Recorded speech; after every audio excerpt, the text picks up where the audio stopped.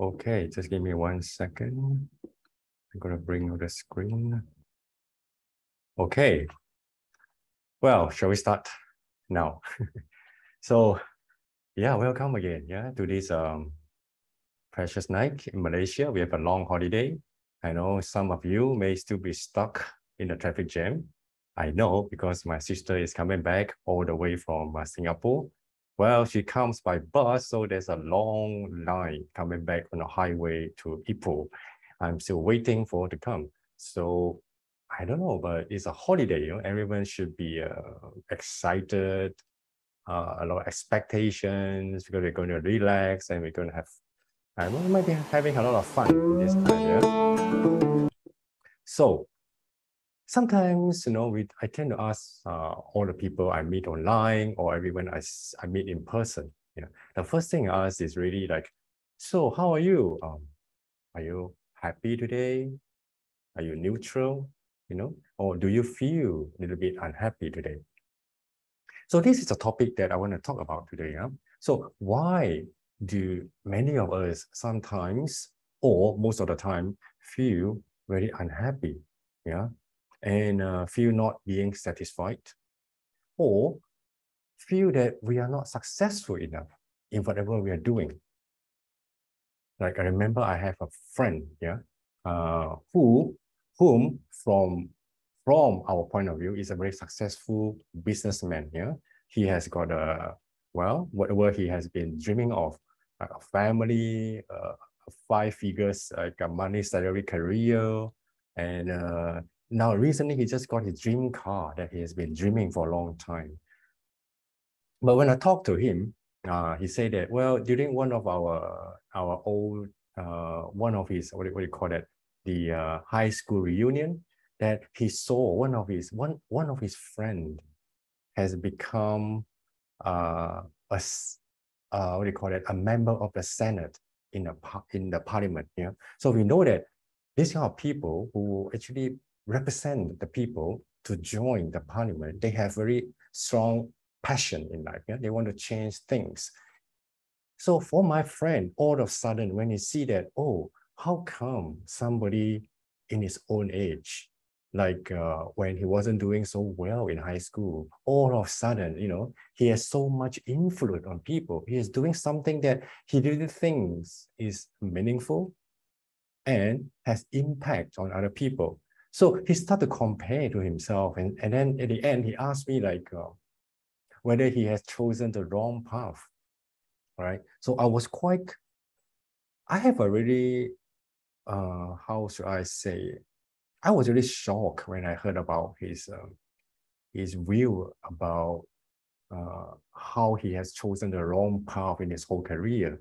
So, and then at the end, we share some of our thoughts, and then I told him that, well, it was your intention. It was your intention to count.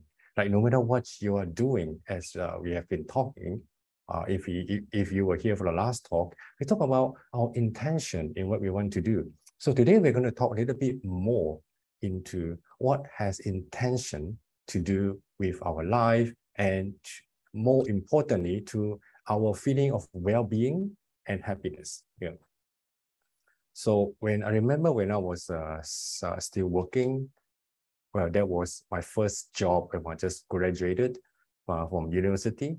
I got a job, and then I was working in a big company. So they sent us out to a team building somewhere out in the forest.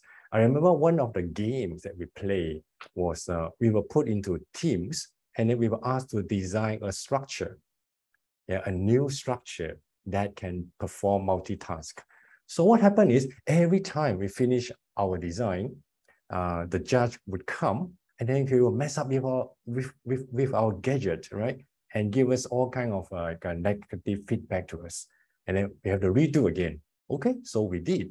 Second time, the same thing happened. The third time, the same thing happened. And then every time we fail, we will be punished. We have to do some push-up for 10 times, for the whole team. We didn't know what to do. We didn't know what went wrong. So until at the end, I think we have struggled for a few hours, try to satisfy the judge of what we have been designed.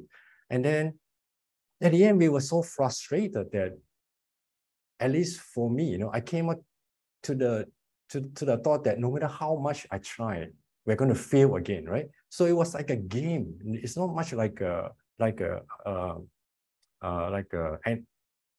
it's more like a test anymore. It's like a game. So what happened is, when the judge came and he was starting to show his face, give us negative thoughts, and then suddenly some of us started to smile, well, I mean, whatever you say, we know we're going to prepare to do push-up again.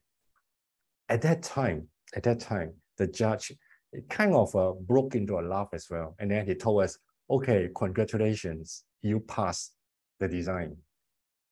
So at the end, we learned from that game was that, we were told afterwards was that it wasn't about what we have created or what we have done in our design. It's our intention, yeah? Were we doing the design because we were forced to, and we forced ourselves to finish it in order to finish the job? Or will we actually enjoy being in a team? And knowing that this is a game, are we enjoying the game? Rather than being, competitive, having a competition with other team members. So it was an intention that they were trying to see from us, whether we are enjoying the teamwork. So intention, that was what I'm trying to bring out in this little experience. That actually changed a lot of things, a lot of my thinking, yeah, after that team building. So as one of the story we read from Dhammapada is a saying of Buddha. The Buddha say that if we want to reduce suffering, yeah, we need to be aware of the intentions we have regarding the things we say and do. So when our intentions stem from anger or hatred, they are more likely to cause harm than if they stem from happiness or gratitude. Yeah? Gratitude is the sense of being thankful to other people. When we behave reactively, it is very difficult to be mindful of the intent behind our words and actions. Yeah? Reactively means that we do it without thinking. We do it with our habit. So it takes practice to become aware of our intentions. Yeah. So this is the word we are going to talk about today. Yeah. How the Buddha has been teaching us for 2,500 years that in order to do well in anything, in order to do well in Buddhist practice, in order to do well in our career, in our job, anything we do, we have to be aware of our intentions, because intentions really, it changes our words and our minds and our actions. So there are three kinds of intentions that we're going to talk about tonight. Yeah, just a very brief summary. The first thing we're going to talk about is renunciation. Yeah, and then harmlessness, and finally is kindness. So these are the three kinds of intentions that the Buddha taught us that we should try to practice in our daily life. Okay. Okay, first of all, renunciation. Yeah. What is renunciation? This is quite a renunciation in a very general term. It means that we give up, yeah, or let go of something, or to disown it. That means that we give our belongings to other people. Actually, the term renunciation is most widely used in, especially for monks and nuns. Yeah, I remember when I first became ordained in the temple, there was one ceremony that we have to do, the practice of renunciation and gratitude to our parents. Yeah, if they come, we have to do there's a ceremony that we have to actually go in front of our parents who were sitting there, and then we actually kneel down, and then we do 3 prostrations to our parents. That is a way to show our gratitude, our thankfulness to our parents. And more importantly, is to tell our parents that, okay, from now on, I am becoming a monk or a nun. Yeah. So, but renunciation doesn't mean that we break the connection with our parents or with our family, yeah, the connection is always there. It's impossible to break. The meaning is, in the realization is that, okay, now we have to not grab so strong on our connection with our parents and with our family. Our parents have to learn to let go of us, let go of their, common expectation on us, because we have dedicated, we have decided to dedicate our life to the work of Buddhism. So that is a very strong meaning of renunciation. Yeah. So what is the teaching about this renunciation? First thing you have to know is about possession and attachment. Yeah, it's about possession and attachment. Okay, possession means that I own something. Yeah, let's say I possess a bottle, so this belongs to me. Yeah, and I hold it so dearly because, well, maybe I love this bottle, I like it, I like to use it, or this is very meaningful to me. But when I become too when I'll grab onto it too strongly, it becomes attachment. So attachment is a sense of feeling, yeah, feeling of owning the thing, and then we do not want to let go. So renunciation teaches that, okay, we can possess the thing, yeah, we can have the thing, but we should not have that kind of too strong feeling about it. If it breaks one day, we shouldn't become too sad or too disappointed. Or when we lose it, we don't become, too moody about it. So this is one of the teaching of non-attachment. I think one of the best example of non-attachment to things is recently we have a very good movement that started in Japan. It's called 断舍离. Yeah, in Japanese is pronounced as 断舍离, right? 断舍离. Actually, that is a term, in Chinese, 断舍离. That means that 断 means to stop. Yeah, 舍 means to give up. Li means to not to attach, to stay away. So 断 means that, okay, in ordinary terms, it means that starting from now, we stop buying unnecessary things. Yeah, we stop buying the things that we don't need from the mall, from supermarket. The first thing, 断, we cut that kind of attachment. Second one is 舍, yeah, we get rid of extra things. Yeah, we look into a drawer, we look in our garage or whatever, and we try to give away or maybe discharge some of the things that we no longer use anymore. So that is a get rid of extra things. And last thing, li, mean to detach. It means that we do not stay attached to the things that we belong. So this movement doesn't really apply to, material things. Yeah, it also applies to our mental thoughts. Yeah. So one of the very good practice that I learned from the Dan Xiali, from the Japanese term, is that that is one of the practice that was being suggested from this movement. He said, okay, look into your drawer today. Yeah, look at your old clothes, look at your anything that in your closet. If you found anything that you haven't used for more than 2 years, right? 2 years, then that means those are the things that you no longer need anymore. So in that case, give them away, donate them if they're good, and if it doesn't have any value, try to recycle them. So this is one of the practice.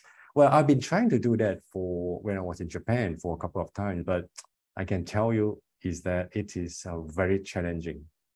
Yeah, very challenging. I try to look at the things I haven't used for more than 2 years, and especially I have a guitar that was given by one of my very important master in Buddhism. Actually, I haven't touched it for more than 2 years. But when I try to apply this formula, yeah, to give away things that you've been used for 2 years, I couldn't do it, yeah, because that is something that have meaningful. But theoretically, I should be, because if I don't use it for 2 years, very likely that I will not use it anymore. For many more years. Why don't I give it to someone else? Yeah. So this is very hard thing to do, but Other than that, I think I did it quite well. Nowadays, I'm trying to get many of my things. So what are the benefits of trying to this possession and attachment? Yeah, how do we reduce our attachment to our things? Yeah, those things that we possess. One of the very immediate benefit is that we can start to enjoy life. Yeah, just imagine how your room in your house become more roomy and more spacious, and you have more spaces to lie around, enjoying your time and relaxing. And then we start to appreciate the things that we keep. You remember, we start to give away or give up so many things, but those truly remain definitely mean a lot to us. Yeah. So this, when we start to appreciate what we have, then we will reduce our chance to compare with other people. Why is that so? Because when we start to appreciate what we have, we will feel content. When we feel content, we know who we are, we know what we want. And then when we see other people doing better than us, other people being more successful than us, then we feel like, that's fine, at least I'm here myself contented. Yeah, so that is one of the benefits of practicing this Dan Xia. Yeah, of course, we can also practice to learn to live at the moment. Yeah, as we said, when we go shopping, but recently we do the online shopping. Yeah, we go Shopee, sometimes we go Amazon. So those are actually traps. We can easily buy things that we don't really need. So by practicing Dan Xia, remember, Tan, yeah, to stop, that means that we stop buying or we stop thinking about things that we don't need. That means we stop gathering things that one day may become garbage in our life. So first thing we have to learn in be aware of our intentions in the Buddhist teaching is, to have the intention to become renunciation, yeah, to practice renunciation. Put it in our intention, yeah. Stop buying things that we don't need, give away things that we don't want, and do not attach to things that we don't really need anymore. Okay. And the second intention, yeah, is the harmlessness. Okay. So we have to prepare ourselves. We have to think about how not to cause harm to anyone. Actually, harmlessness is the most basic and fundamental teachings in Buddhism. Yeah, we say that in order to become a Buddhist, you have to take the 10 or the 5 precepts. Yeah, if you go the further step, then you can take the 10 precepts and more and more. So the 5 precepts: not to kill, not to steal, yeah, not to do misbehave in sexual behavior, not to say, not to tell a lie, and not to drink alcohol. So if you look at each of the item, each of the precept carefully, actually they brings down to the very fundamental concept of harmlessness. Yeah. So nowadays we have in the West, we have a very popular movement. It's called non-violent communication. Yeah. We know that communication can also be violence. Yeah. When if you say you yourself as a boss, or you have a boss who sometimes yell at you, saying like sarcastic things to you, that might become a violent communication. And that is a very kind of bad cycle that goes around, that causes a lot of stress and distrust between people. Yeah. So harmlessness is a key intention that we have to keep in mind. So I remember a few weeks ago, yeah, one of my students, he is working as a professional lawyer in his firm. So he has he has a problem. Yeah, he told us that he has a very rude called a supervisor. Yeah, one of his one of his supervisor is very rude to him. He always use, sometimes you foul languages, you foul words. So he asked us one question. Yeah, he said he was so angry that he has been thinking about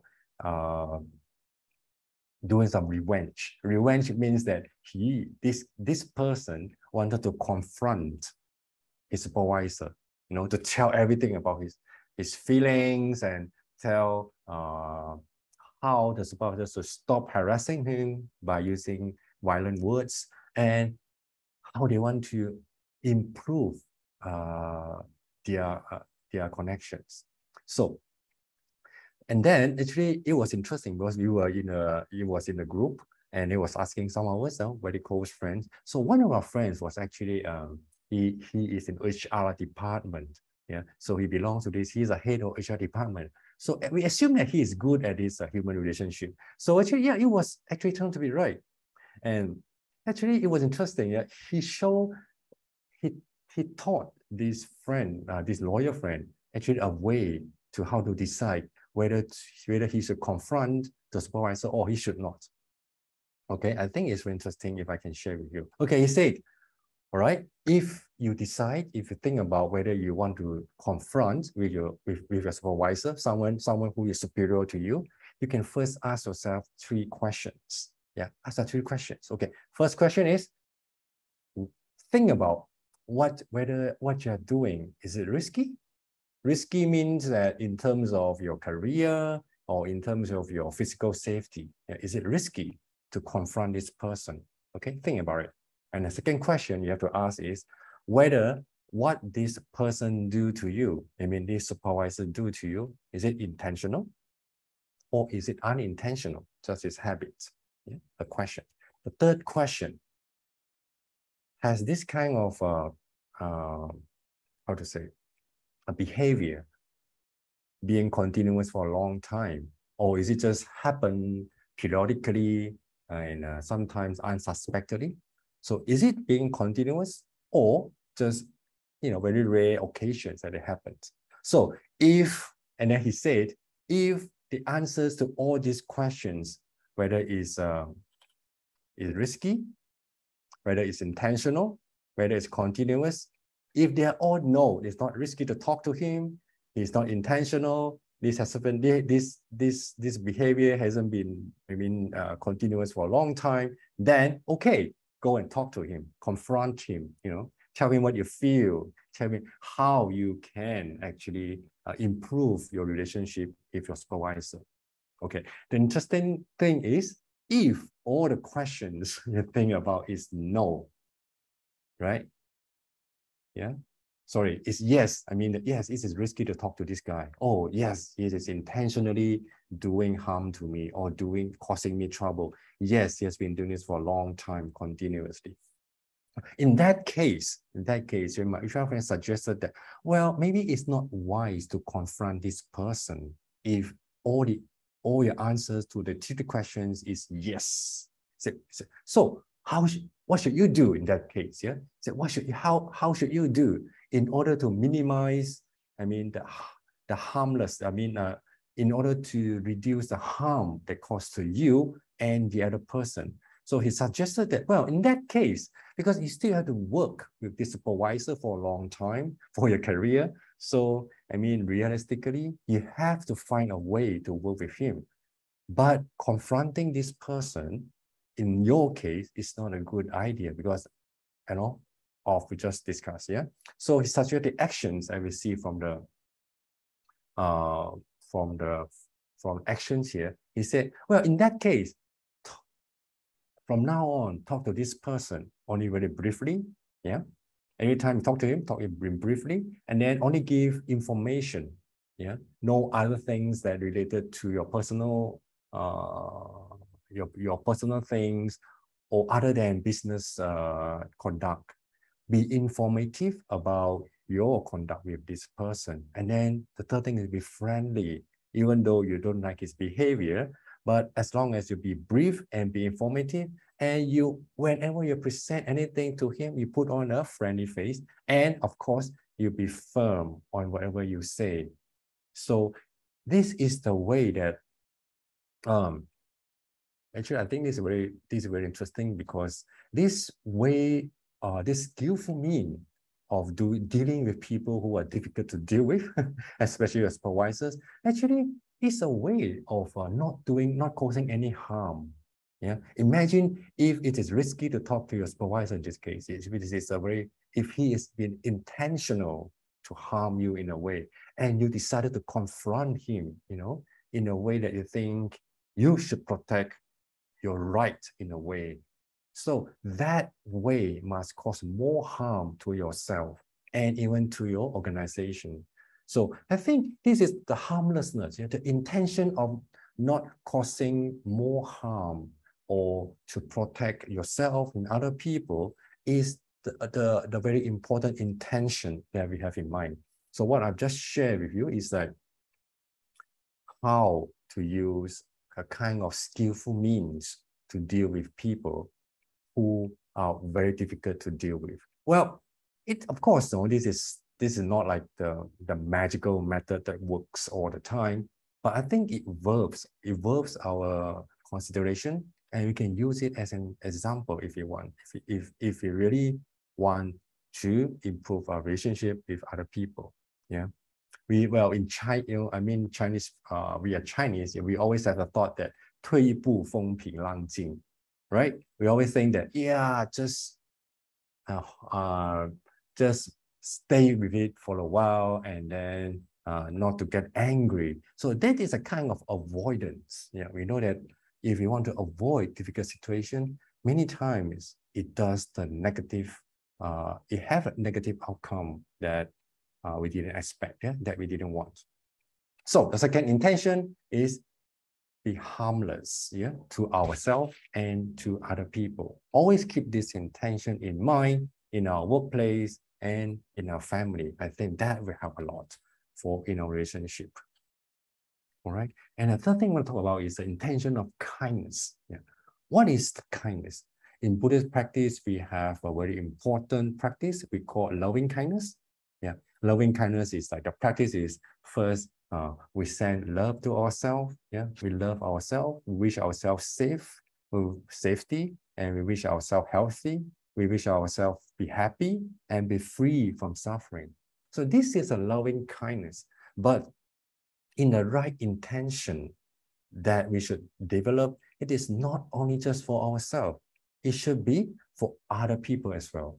Yeah, so we should cultivate the loving kindness for all beings, without discriminating, and because this will help us to overcome our sense of anger and ill will or hatred, and sometimes our intention to harm other people. So having the intention of kindness is one of the very important practice, especially in the Metta Sutta, right? In the Metta Sutta, got Metta Sutta, the Buddha tells us that a Buddhist, we should cultivate for all beings the same love that a mother would have for her child, for her child or for her children. So the love does not discriminate, between good or bad. It's like a fair, a kind of love in which the sense of I and you, the barrier between the I and you actually breaks down, and we all become like, we all become one. So that's a sense of a very high level of loving kindness.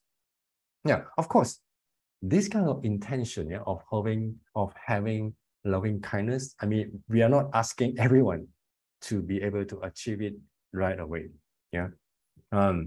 I remember when I was when I was just graduated from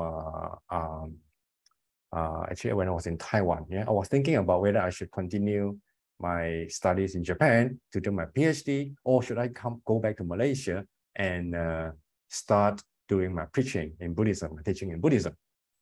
So when I bring my thoughts, when I bring about my my thinking of my decisions to talk to one of my very respected friends, he actually gave me a homework to do. So this is interesting, and maybe I should also ask you to do it today.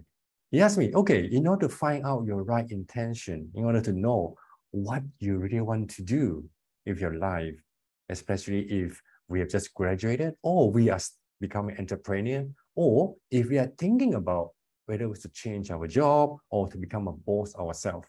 So I'm sure some of the terms, yeah, many of us have heard before, but let's look at it one at a time. So he asked me 5 questions, yeah, I'm going to show you today. So first, the first thing he asked me was, what is your mission? Yeah, he asked me, what is your mission? But what is a mission? Well, mission means that what we want to do now, right, in the future. So that is the mission, okay? Like the purpose of understanding our mission is to stay focused on one thing at a time. Now remember that nowadays we have so many things in our mind. Like this moment, we want to, let's say, we want to read a book. Maybe the next moment, we want to look at our smartphone and start to look at Instagram.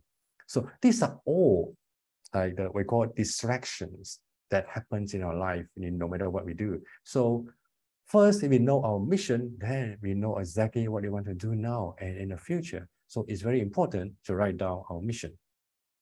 And the next thing is, so what's a vision? He asked me. It seems like the same, right? Mission and mission. What's the difference? But actually, there's a difference between that. Vision means that what we want to become. Yeah, that is a future tense. What we want to become in the future. Think about it. Yeah.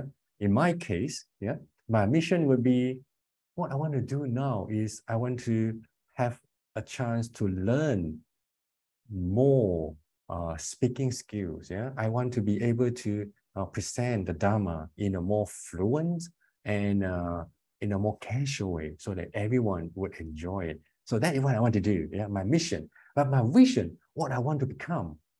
So I was thinking about it. Yeah, maybe for my vision in my future, I want to become a professor.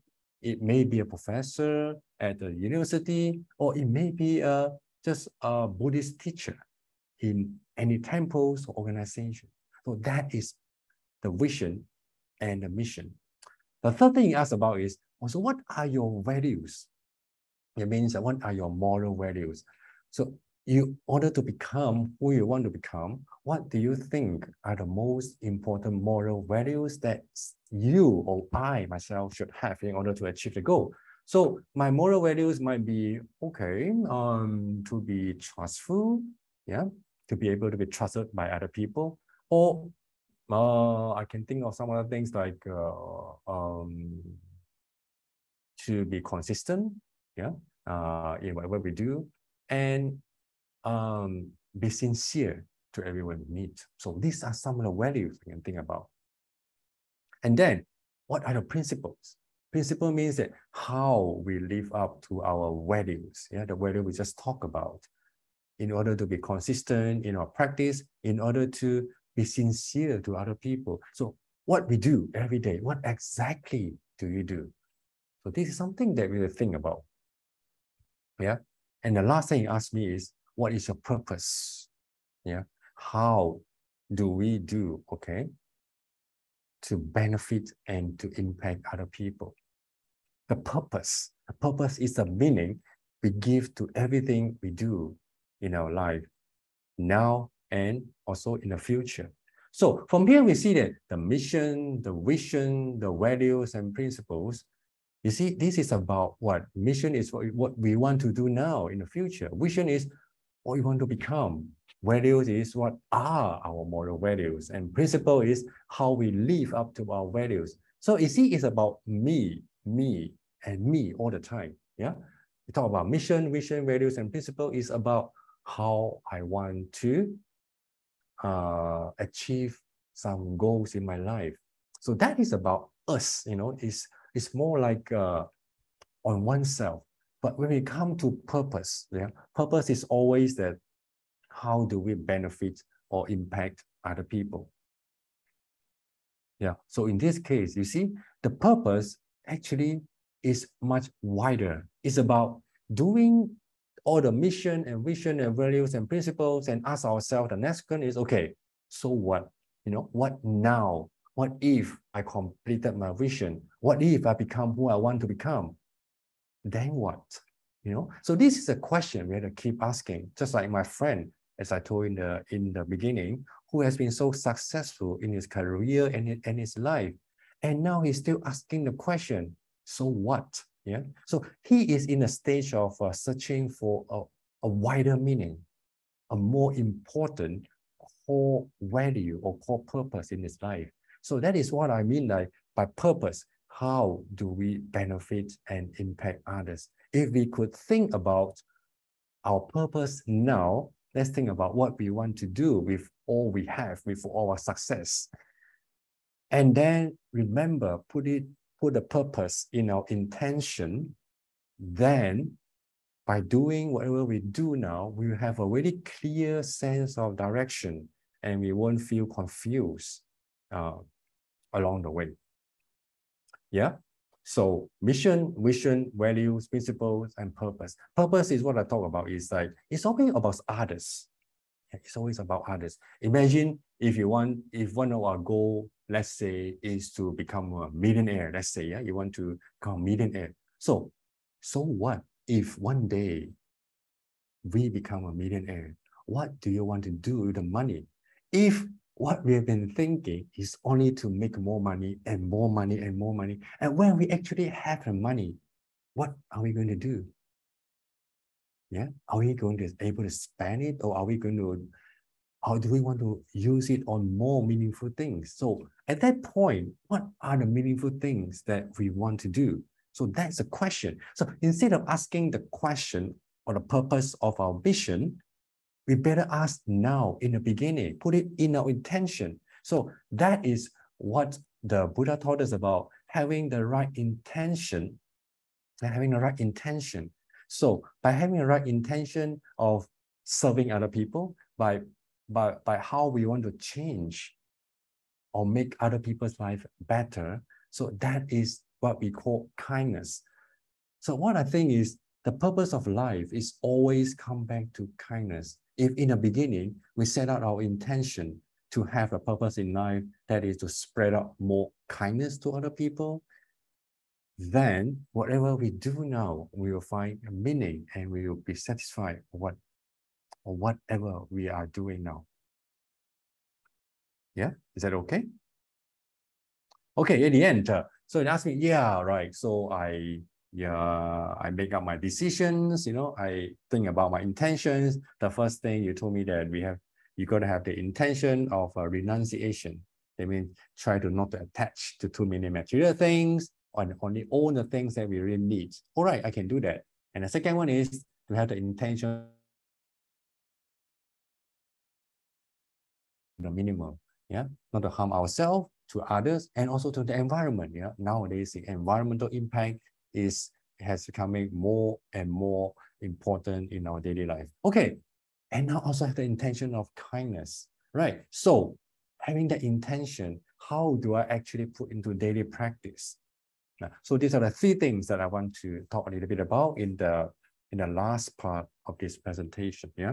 So the three practices that we could do to implement the right intention. The first thing is always ask ourselves whenever we do, yeah, are you sure? Yeah, are you sure? So when we are trying to, let's say, invest in another fund, or when we're trying to, let's say, if you're living in Kuala Lumpur, and then you think about, oh, I'm going to buy my second house as an asset. So whenever we want to make a big decision like this, try to ask ourselves, are you sure? Yeah. Are you sure means that we always check whatever we do to our basic intentions. Remember the three intentions that we talk about, the intentions of not being attached, the intention of do less harm or no harm, and the intention of kindness to others. So if we can check with these intentions, and then everything we do, we ask ourselves, are you sure this is the right decision to do? So keep checking, and then we decide later on. If our purpose of intention actually matches with what we do now, then by all means, just go ahead and do our best to achieve our goal. So that is the right intention to bring us the right action. Yeah. The second one is can ask ourselves, okay, what am I actually doing? Yeah, so happen in our daily life that we are so caught up in our work and with so much distractions. We just do things in an autopilot way, you know, we are not actually enjoying, or we don't know what is happening around us. Yeah, like a few days ago, I was giving a talk on mindful eating. Yeah, that was a very interesting topic. I think it's becoming a hot topic today. It's because many of us aware that our health, you know, we have to take care of our health starting from now. So what happened is we try to, actually we consume a lot of junk food in our daily life. We consume too much sugar, we consume too much salt, we consume too much unnecessary nutrition in our life. So one of the things that we suggest is be mindful of what we are doing at any moment. Now, for example, in the food, before we eat anything, we can ask ourselves, yeah, okay, so let's say if I saw a piece of chocolate cake in front of me, then we could ask ourselves, okay, are you hungry? Yes, maybe you say, yeah, I feel like hungry, you know, my mouth, I feel like, you know, saliva is coming out, and then I feel like my stomach is a bit growling, or my mind, I just want to eat it. So if at that moment, you know for sure that your stomach is hungry, and by all means, go ahead and eat the chocolate cake, right? But if you sense that, well, I don't sense that my stomach is hungry, and then most likely the reason we want to eat the chocolate is because our mind is hungry. We just want to eat for the sake of eating, right? So that is a practice of mindfulness. Always ask ourselves, what am I doing, and why am I doing? You know, these kind of questions, you know, what am I doing at the moment? So we can avoid the habits of becoming like autopilot, like being a self-drive car. We want to be on the back seat, or we don't want to be on the back seat. We want to be at the driving wheel. Right? You want to control the car or where you want to go. So that is what we call by mindfulness. So what am I doing? Ask ourselves these questions all the time before we do anything. And the last practice is we should cultivate kindness. Yeah, as I said, the kindness, that make the kindness to other people as our intention. That's to give other people what we want to do. Yeah. So I remember when I was asking my senior, one of my senior monks, to tell him that, okay, whether I should continue my studying in Japan or I should go back to Malaysia and start to serve. So one of the things that he made me think about was, so he kept asking me, okay, what if you get to PhD? What if you get a certificate? What if you become a professor? Then what? What do you want to do? So keep asking, yeah. And then at the end, I come to the conclusion that, all right, whatever I want to do, whatever I want to become, whatever my mission is, I still go back to my very first intention when I decided to become a monk. That still is my intention of becoming a monk, is actually to teach Buddhism and to change people's life because of learning Buddhism. So to change and have impact on people's life by teaching Buddhism. So that is what I mean by to cultivate the heart of kindness, to help and to change and to have impact on other people. So that is the three practices we can do in everyday life. Yeah. Before we do anything, ask ourselves, okay, are we sure we're going to do this? Is it in line with our principles, in line with our mission, in line with our purpose? Yeah. And then ask ourselves, what am I doing? Be mindful of what we are thinking right now, or what we're trying to do right now. And at the end, always think about, how am I going to benefit other people? Because this is always the basic, what we call it, like human nature. Yeah, we always, at the end, in order to feel satisfied or in order to feel content in life, it is always about others. Just remember this. In order to be satisfied in our life, it is always about being kind to other people. Only that will make us happy and have a satisfaction in life. Yeah. So just a very brief recap of what we talked about today. The right intention, the three kinds of right intentions that was taught by the Buddha, and we should also cultivate in our daily life is first to have the intention of renunciation, to get less attached to material things and thoughts. And second is to have the intention of harmlessness, not to cause harm or less harm to minimum level to ourselves, to other people, and to the environment. And last, but the most important is to have the intention of being kind to other people. Yeah, so these are the three messages that I want to pass on to everyone, and I'd like to share with you all. Thank you. Thank you, Venerable You Min, for the great sharing. Shall we proceed to the question and answer session for tonight? Okay, let me check out the chat box. Well, there isn't any questions so far. So I'd like to start the first question, or others can type in your questions in the chat box at this moment. Okay, actually the incident of the difficult people at our workplace, a lot of working adults are able to relate to that. Actually, a lot of us, some of them will get depression or even anxiety because of all these difficult people. That's why I thought it would be important to protect our minds.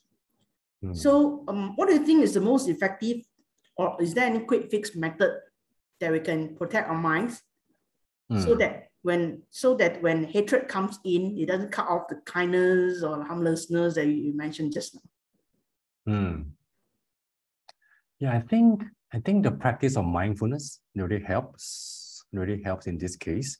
Yeah, of course, like it's not easy to deal with difficult people, especially when the person has been saying like really rough words to us all the time. Yeah, but I remember when I was still a student, I went to work in a factory, and I was an intern. Yeah, so my immediate supervisor, he was a very rough man. Yeah, I think he didn't like me. Yeah, I don't know why, but somehow I could know, because he was just sitting right next to me in the cubicle.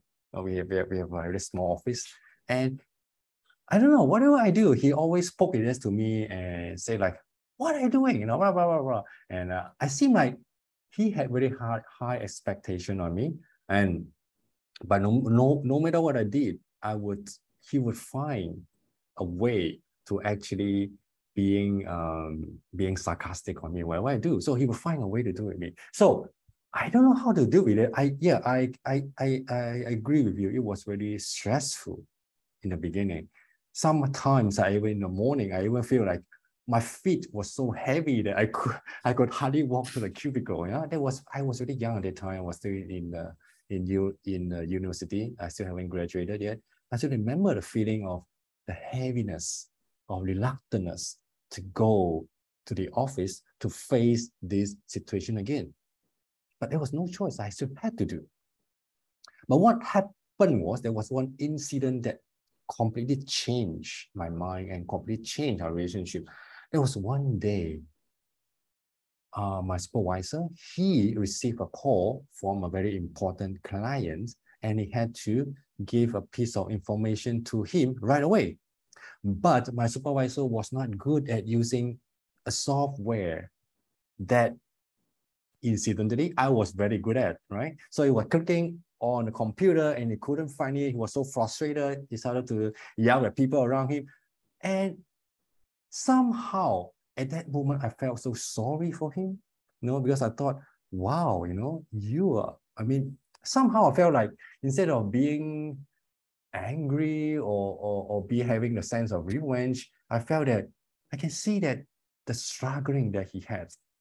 So at that moment, I went to him and then I showed him, I just click on computer, I just do some click and show him the way. I could see his face, like he was so happy and relieved, and he finished the job.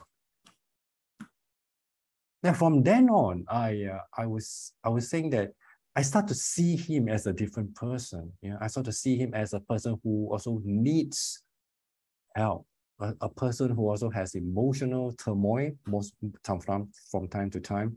And when I was able to connect to his fragility, I mean, like the way that he became fragile, I feel like he is more than a human. He's more than a supervisor that I used to hate, and he's more like human. So he has emotions. And I don't know, just by changing that mindset of seeing this person as a real person, I don't have that sense of heaviness of going to the office anymore. Yeah. And sometimes we still had saying some, some sarcastic things to me. But then, I don't know, the way I interpret his words has become more like, oh, he's so, how would I say? He has a lack of confidence in himself. He's not secure, or he's just frustrated because he couldn't do some things.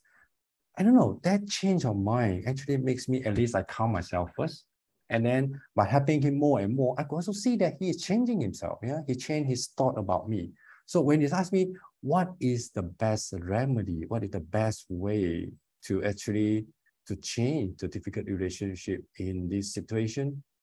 I don't know the best answer. I know mindfulness is the best way to do, because mindfulness helps us to check our thought from time to time. Yeah, and when you feel angry, you have a choice. We want to go angry, or we want to go to stop ourselves. So I think changing our mind is an immediate way that we can do.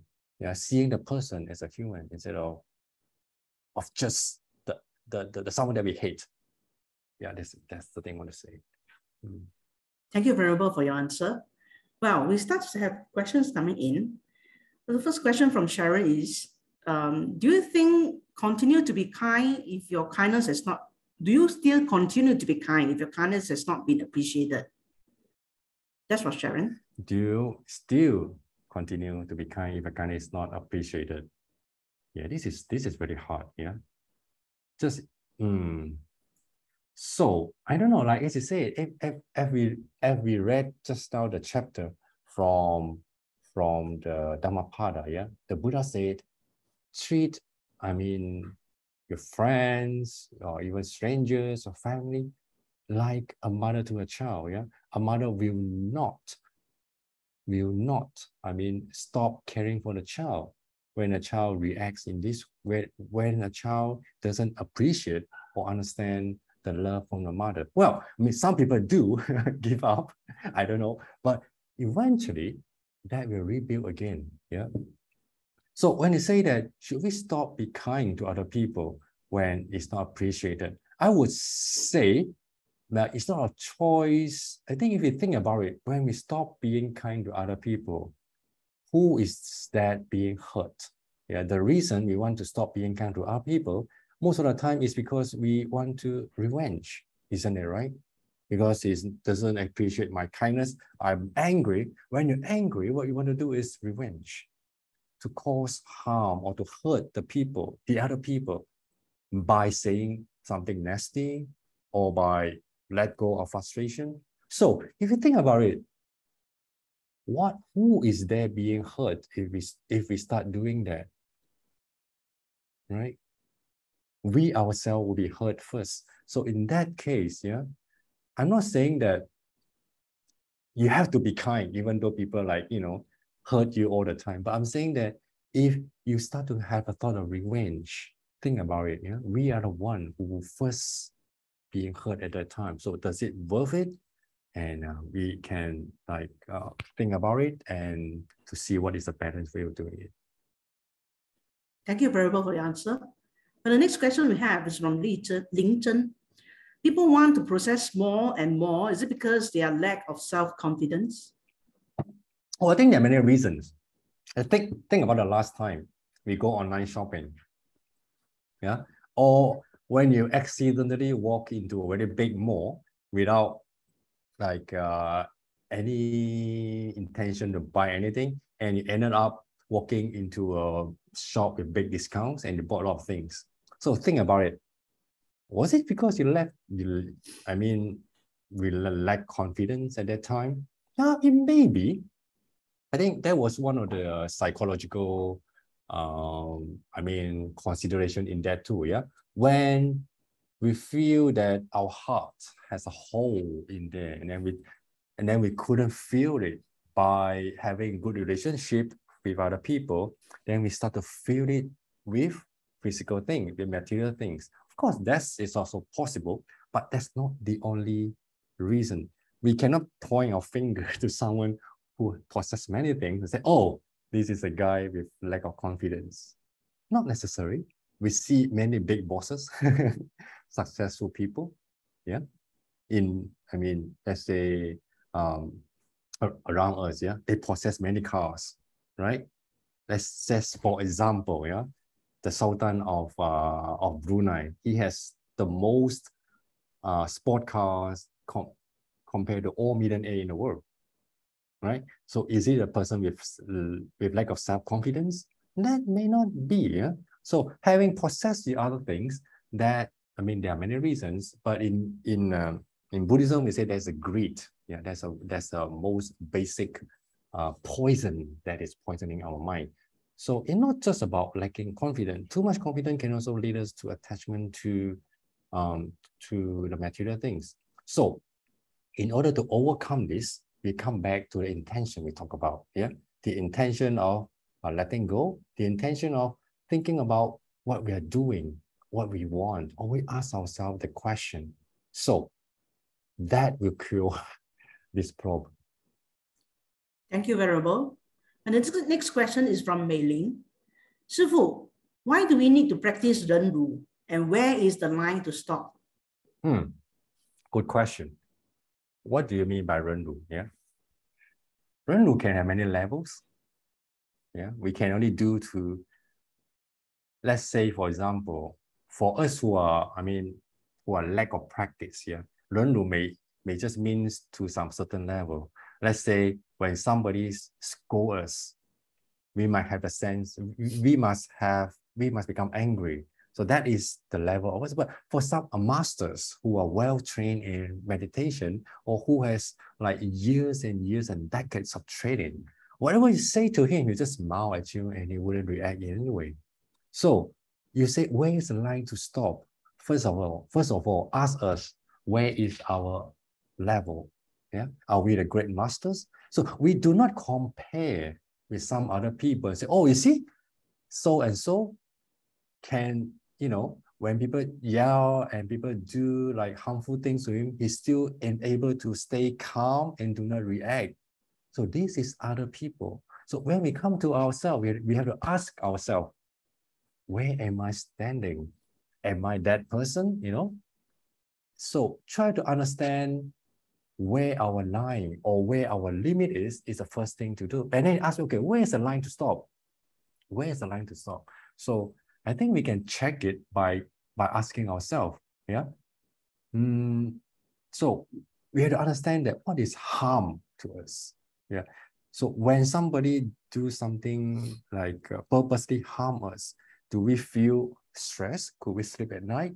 Could we think about the problem again and again? Is it affecting our daily life? So if that is affecting us for more than 1 day, 2 days, then that means we couldn't take that thing anymore. So we have to find a way, talk to the person, or we try to whatever way to change the situation instead of taking it more and more. Yeah. So that is very important for those of us who are in the medical line, especially if you are, let's say, you may be a counselor, like to be a counselor or psychologist, you always know where the line to stop because we know how much you can think. You know that even a counselor has to go to another counselor. You know that? It is very true. Even my teacher, who is a counselor for more than 20 years, she told me that she has to go to another counselor from time to time. I said, why? What for? I said, well, that is not called a counseling, that is called support group. Yeah. So if we find ourselves in that situation, we couldn't take like abuse, I mean, verbal abuse anymore, or whatever abuse anymore, there's someone around us who can support us. So that is the time that we need to get help. That's the time that we need to do something. Thank you, Venerable. The next question is from Karen. We are too kind to others, just dare not say no, not to help. They will forget to be kind to ourselves. Just say no or reject helping is not kind to others? Yeah, this is also a very good question. Yeah. Saying no. I think for Asian, it's very difficult to say no. Yeah. We always think that to say yes is to maintain a good relationship, to help others. But okay, now we look at our intention again. Yeah, our topic today. So ask yourself, whenever we are being asked for help and we want to say yes or no, think about our intention. Yeah, ask ourselves the same question. Why am I doing this? Am I doing this? And is the one saying yes to please the person? And they keep asking, why do I want to please that person? Why? What's the reason? Is it because after I please that person, the person will like me back? Okay, why do I want a person to like me? Oh, because that makes me feel good, or because I will get some, I don't know, present, whatever, praise from that person. And then at the end, you see, helping others, I mean, most of the time, we come back to, we want to feel good ourselves. I'm not saying that every time we help people, we want to feel good ourselves. No, of course, many times you want to help because we sincerely want to help. Yeah. But I'm saying that when we think that by helping that people, I only, for the sake of making me feeling good, then we can firmly say no in that case. Yeah, that is not, I mean, being unkind to other people. That also depends on whether that person really needs it or not. So I mean, we have to be honest to ourselves. Yeah, to be unkind to other people. Unkind is actually our own, I mean, perception. We always think, oh, if I say no, he will become this and become that. Actually, no, the world doesn't go around or turn around us. Yeah, make sure check our intention. What am I doing? Why should I do this? Is it just for my own sake? Am I really going to reduce his suffering? If not, then saying no definitely is the best answer that we can do. Thank you, Venerable. And the next question is from Linton. I remember some years ago, I came across an article mentioned that if you want to be happy, think more about death. And she can't answer, I can't understand why. Yeah, I don't know what article you read, but this is actually in one of the Buddhist practice. Do you know that? Meditating on death itself is a very important Buddhist meditation practice made for, especially for higher practice, especially in Theravada Buddhism and Tibetan Buddhism. This is very basic and important practice. Okay, why thinking about death will make us, I don't know, happy? Actually, thinking about death, I don't know, it wouldn't make us happy. I mean, happy in a way that thinking about death actually make us understand impermanence. Yeah, we know that, oh, one day our body will decay.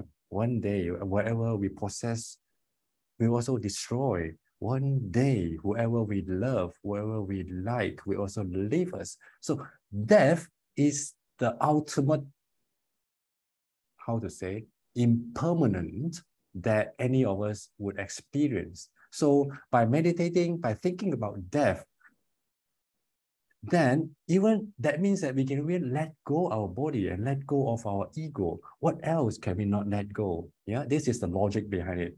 When you can let go of our body, when we can let go of all our possession, what else in the world we cannot let go? So when that happens, I think we'll feel more relief, relaxed, that may not necessarily bring us happiness as we think about happiness, in a conventional way. Oh, I'm so happy, I feel like floating in the air, But that's not that kind of happiness.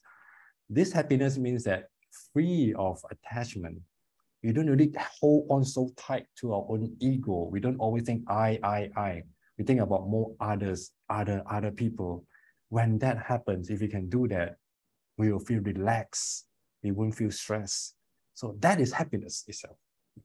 So yeah, definitely. But only try to learn it from Buddhist master, okay? Don't just simply go and think about death on your own. We might get into trouble, yeah? We have a way to follow, yeah? The rules to do, how to do the meditation on death, yes. Thank you, Venerable. Well, the next one, I think, is a feedback from Sharon based on the answers from you just now. Thanks, Venerable. My intention to stop to be kind is not for revenge, but to protect ourselves from being hurt. Maybe sometime when we try to be kind to others, we are being unkind to ourselves, kind of stuff. Yes, I agree with you. Yeah.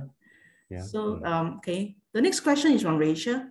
To forgive, it only takes once to complete the decision, but to hate, it takes a lifetime. Do you agree? Let me see. To forgive, it takes once to complete the decision, but to hate takes a lifetime. This is, I mean, this is so wise. This is exactly, If to forgive someone, you just say, okay, I forgive you, then it's gone forever, right? But to hate somebody, do you know that it takes effort to hate? Do you have experience of hating someone? You have to remember to hate someone, actually. You have to take the effort. At least for my case, it is. Sometimes I wake up in the morning and I forgot, oh, who am I hating? And then I have to think about, that person, okay, what did he do? And then I have to go through the process again. What did he say to me? What did he do to me? How bad I felt? I have to go through the process again and again in order to hate that person. So right. So to hate, it takes a lifetime. And more than that, take a lifetime of torturing ourselves with the same experience that only happens once. We are the ones who keep getting shot by the arrow, every time we hit somebody. Right. This is a very wise word to say. Thank you, Venerable. But the next question, I guess, is from Mei Ling. Thank you, Sifu, because we should not be retaliating. We inflict self-hurting ourselves, maybe we hurt ourselves. I guess that's also a feedback to the answers you provided earlier. Okay. But anyway, Rachel, thank you for your information. Okay, now it's about time. Is there any last question from the floor? If not, shall we call it a day for the event? Master, shall we call it a day? Oh, yes. Because it's about time? Yes. Okay, so let us now invite Venerable You Min to dedicate merits for tonight's event. Pastor Chin. Okay. Today we do a little bit different. Instead of doing the usual dedication by chanting the cross, now please, first of all, please join me by slightly closing your eyes and then think about how to be kind to ourselves and try to be kind to others. Try to generate an intention to be kind to others, to bring a smile on the people who we're going to meet next, and to wish them free from suffering, to wish them healthy, and to wish them being safe. Just imagine, bring this thought of good intention in our heart.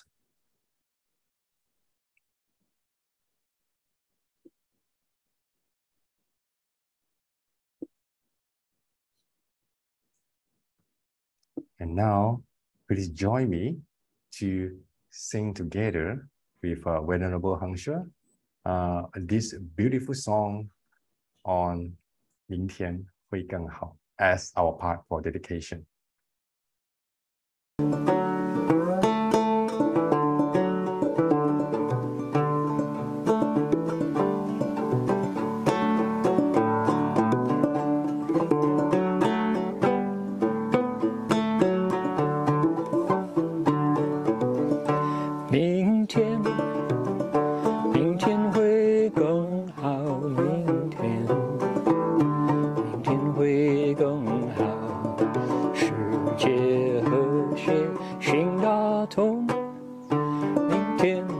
定会更好。明天，明天会更好。明天。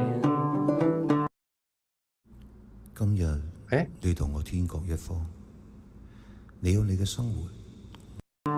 sorry for that。明天会更好，世界和谐，心大同。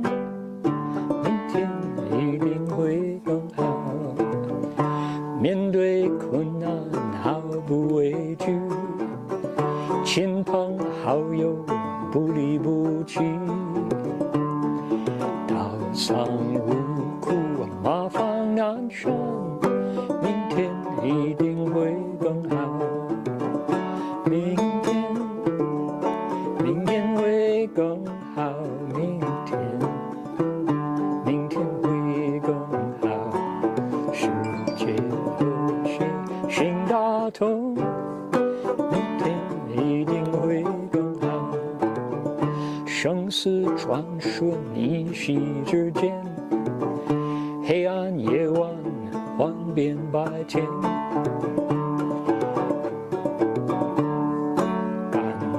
四生大地回春，明天一定会更好。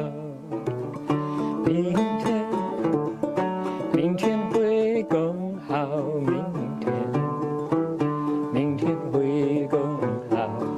世界和谐，心大同，明天一定会更好。世界和谐，心大同，明天一定会更好。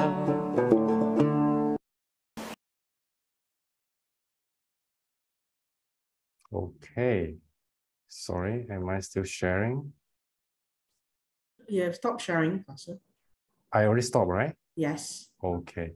Yes, I hope that little song bring you a little bit of joy, and we look forward for tomorrow that will bring more kindness to the world around us. Thank you very much. Have a good night. Well, we have come to the end of the talk.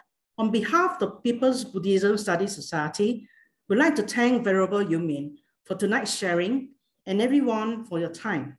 We look forward to see you soon. You may choose to exit the event if you have no more questions. The link will be open until 9:30 to take any further questions that you may have. Good night. Amitabha. Amitabha.